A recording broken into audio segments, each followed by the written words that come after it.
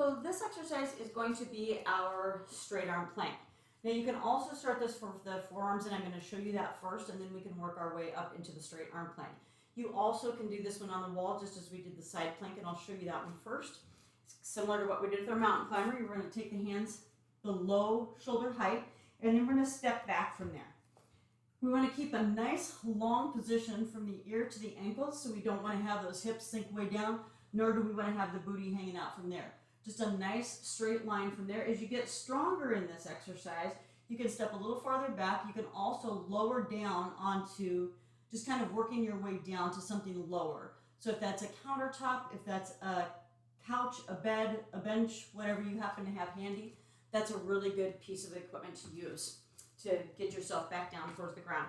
What we're going to do from here is we'll start onto the ground on our hands and knees. We're going to bring the arms forward because we're going to do let's do the forearm plank first. So from here we start off with the elbows onto the floor. And again, we're going to spread that weight throughout the entire forearm and out into the fingertips. We're going to take one leg back, the other leg back. We're going to push backwards with those elbows back towards our toes. And we're going to use our toes and push ourselves forward. We're going to squeeze the butt, and we're going to pull that belly button up into our spine. Thinking nice long length, looking forward just a few inches in front of the hands. And our goal again is to keep pushing up and away with the shoulders. Brace those abs nice and strong so we don't let the back sway. Squeeze the rear end. You're going to feel that in your quads as well. Everything is nice and tight.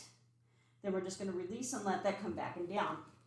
So doing that the same way into the straight arm plank, which is actually easier than your forearm plank, because with your forearm plank you've got more gravity pulling on you. So we will start off just like we do in a push-up position. The hands are going to be a little closer together though, so we're going just a little shoulder width apart here. We're going to turn those hands out slightly. Again, we'll step that back into a nice strong position. From here we push that floor up and away. Brace those abs, push those hands back towards the feet. Pull the knees in towards the, or not the knees, the toes towards the front. Squeeze the belly. Squeeze the behind. Your legs are tight. Everything is really tight and strong here. And we're just going to hold.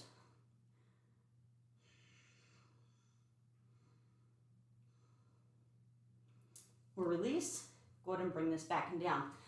Now I'm going to go ahead and put the alphabet plank into this at the same time so that I don't have to do two separate videos because I'm lazy. So what we're going to do from here is we're going to hold whichever plank that you want, and you're going to visualize drawing the letter of the alphabet with your stomach. So using your belly button, you'll make that little A, you'll make that little B, the C, and so on and so forth from there. The big key from that is if you get tired, come back out of it. Don't use really crappy form just to try and finish it out. Go ahead and take however much time that you need to draw the alphabet. And if you get to where you're like, you know, that's super simple, I can go through all 26 letters, no problem. Do a lowercase and an uppercase, and that'll take care of that. So you'll again come into either your forearm plank or your straight arm plank. Either one is good. You're going to take that belly and you're going to start off drawing your A. And then you're going to come with your B. And then with a C. I'm not going to go through the whole thing. And then a D. I'm doing the small letters in case you can't tell. Up and back. And E.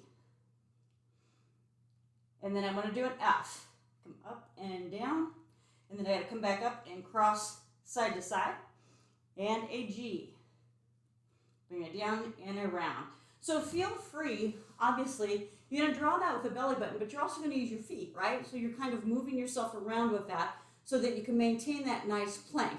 You're drawing with the belly button, but you're going to use all of your core, and you'll definitely use your toes to kind of help you get around in those little corners and stuff like that. So try not to be dropping the hips so much, but use your feet a little bit more to make that a little bit more doable for you.